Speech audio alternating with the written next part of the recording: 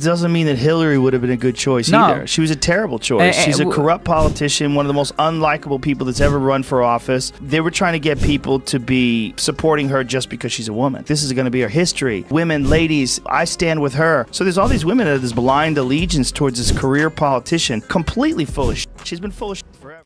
Hillary Clinton built her brand as the unshakable powerhouse of American politics. A battle-tested veteran who could outmaneuver anyone in her path.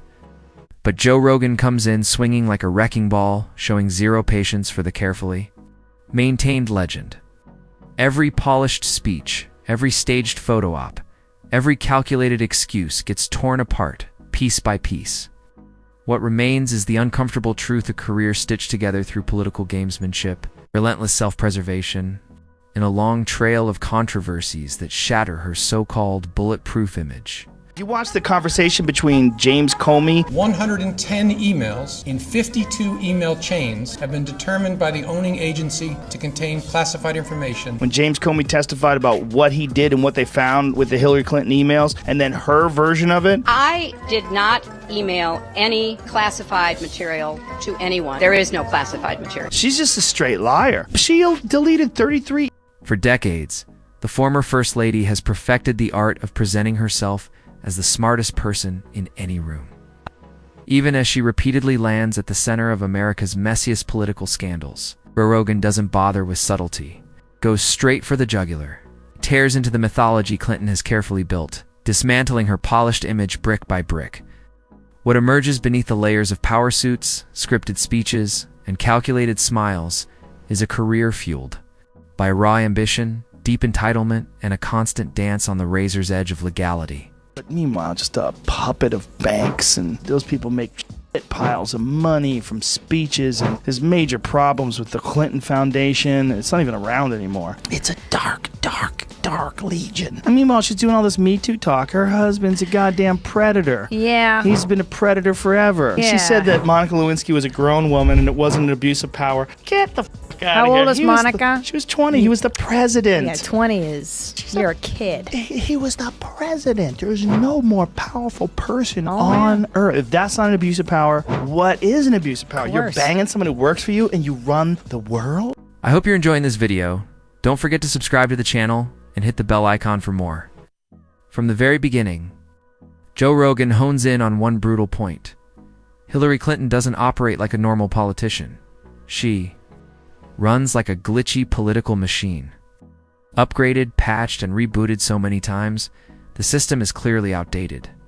He ridicules how every time she's on camera, she's trying desperately to look relatable, yet always comes off like someone who just Googled how to act human. The laugh stings because it rings true.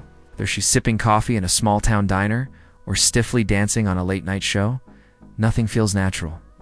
It's forced charm at its peak, the kind that makes you instinctively glance around for secret service agents hiding with cue cards. See both sides, though. I see the side that if you're an anti-Trump person and you find out that he's doing something that's against the law, you'd want to prosecute it for it. I don't know the specifics of the Hillary Clinton email thing in terms of like what those files were, but if they're the same classification of files as like he had, you could make the argument they were more vulnerable because they were on a regular laptop. Well, and it's still destroyed after a subpoena. A subpoena. Imagine if Trump was subpoenaed for this information, and instead of handing it over, he burned it. That is where shit gets really squirrely. Yeah.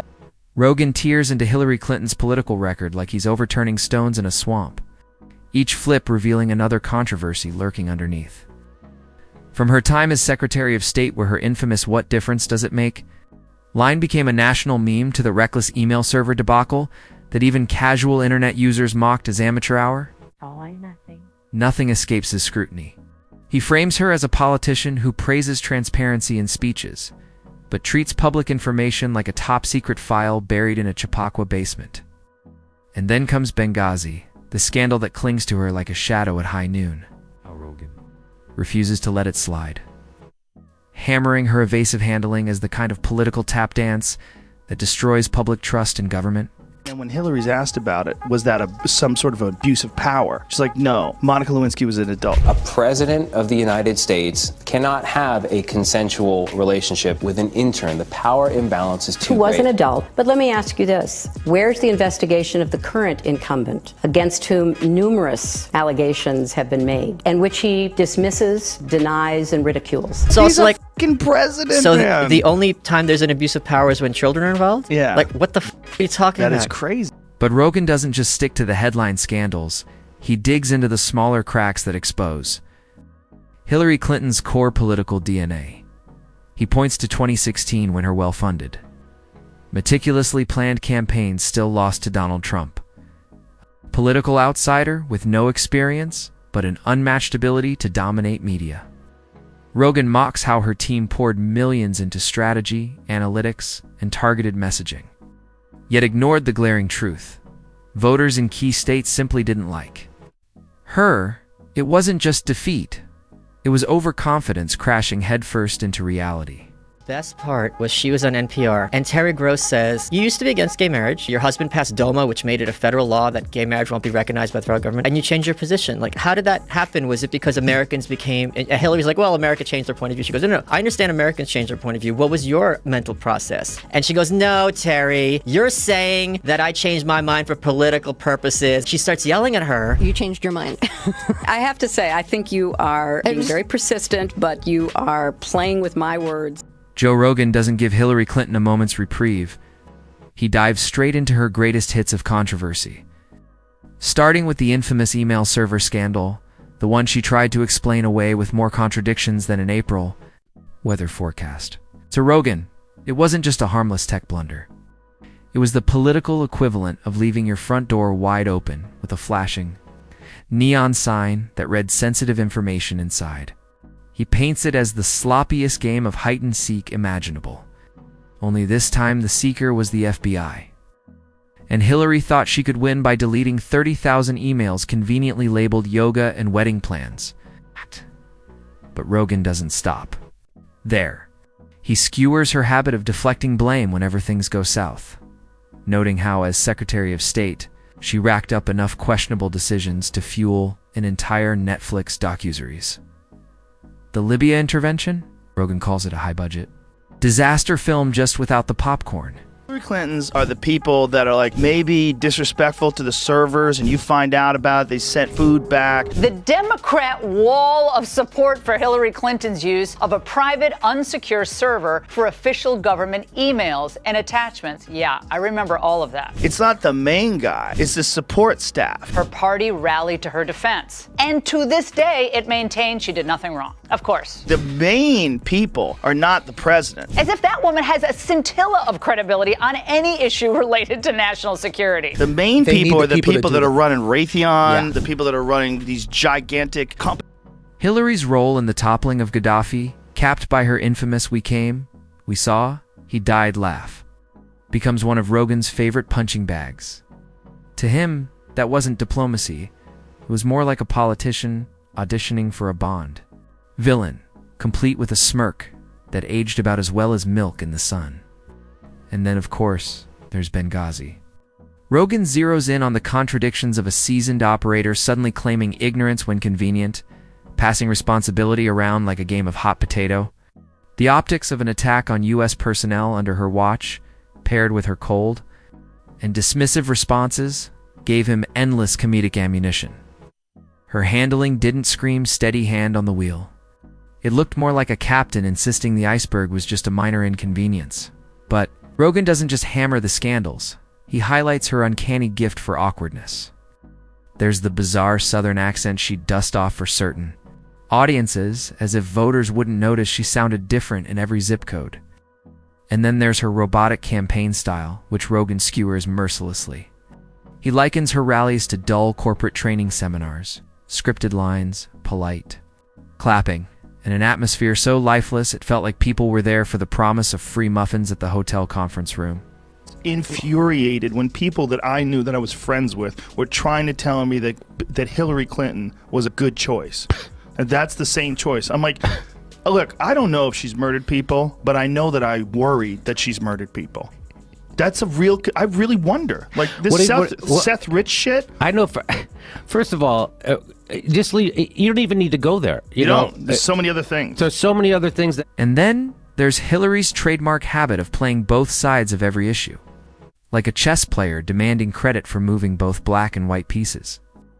On trade, war, or social issues, Rogan skewers her for her almost supernatural ability to support something before she opposed it, only to later clarify that she supported it, again under slightly adjusted circumstances, of course. To him, Hillary's political record plays out like a choose-your-own-adventure book where every possible ending leads to the same destination. Vote for me.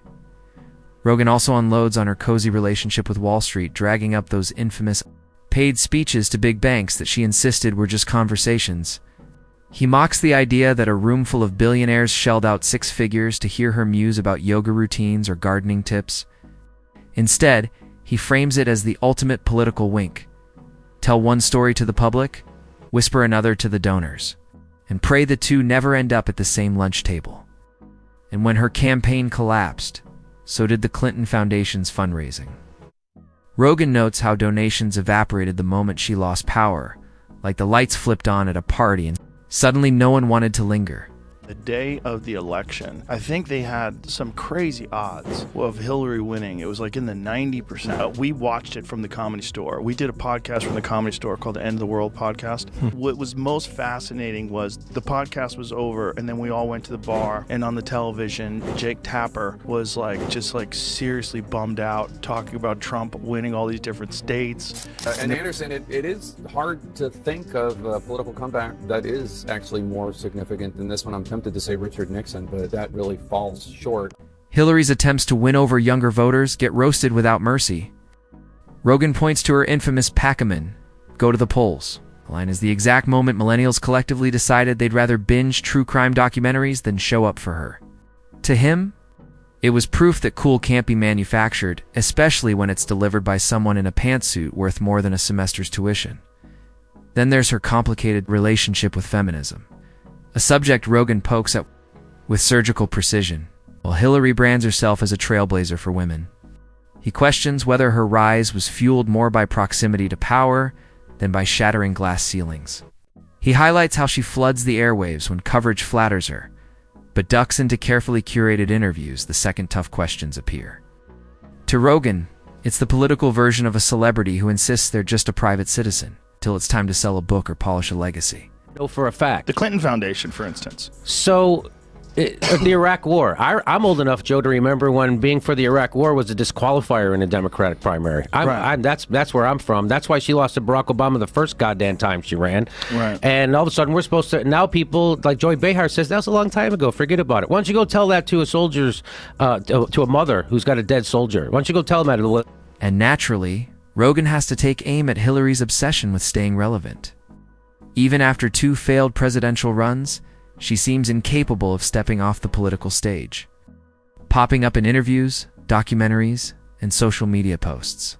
As if America is just one heartfelt Instagram caption away from begging her to run again, Rogan likens it to a band that refuses to retire, promising every new tour will be the big comeback. Even though the last few shows played 2 half-empty seats, but his roast goes beyond Hillary herself. He frames her as the embodiment of an era in American politics that simply won't die an era where connections, calculated moves, and tightly scripted narratives outweighed authenticity and accountability. Hillary becomes less of a singular figure and more of a symbol, a living, breathing reminder that in Washington, power is rarely about service. It's about mastering the game, no matter the cost. This is Hillary Clinton in 2008 saying some wild type If they've committed them, no questions asked, they're gone. She's a Republican. If they've been working and are law-abiding, we should say, here are the conditions for you staying. You have to pay a stiff fine because you came here illegally. You have to pay back taxes. And you have to try to learn English. more than Trump. And then it's you all couldn't believe illusion. And while Hillary is undeniably skilled at playing the political game, Rogan argues the price has been her ability to truly connect with the people she claims to represent. By the time he's finished, her carefully managed legacy lies in ruins not from one scandal, but from decades of contradictions stacked on top of each other. The email server, the shifting stances, the awkward bids for relatability, the lucrative paid speeches, the foundation controversies, they all pile up until she looks less like a leader and more like a relentless operator, whose ambition has always outpaced her capacity to inspire. In Rogan's framing, Hillary becomes a living cautionary tale. For every politician who mistakes longevity near power for an automatic right to wield it,